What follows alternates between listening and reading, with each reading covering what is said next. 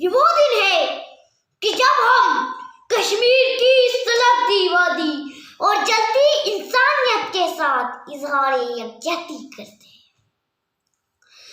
جہاں انسانیت کی بے حرمتی، بے جا ظلم و ستم، بلکہ قانونی حقائق کی خلاف ورزیاں اور زیادتیاں انڈین آرمی کا وتیرہ ہے۔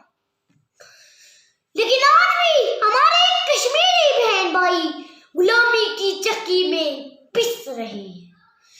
کوئی آواز اب اٹھائے کہ کشمیر چل رہا ہے، کوئی انصاف اب دلائے کہ کشمیر چل رہا ہے۔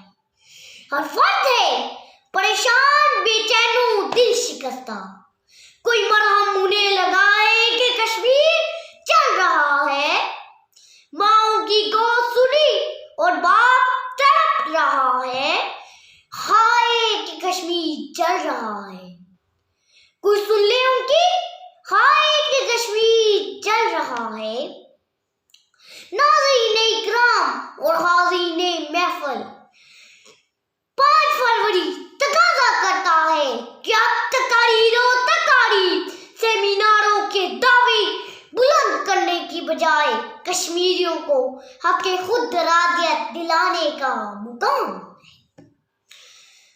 مہربانی کر کے بس کیجیے، خدا را بس کیجیے۔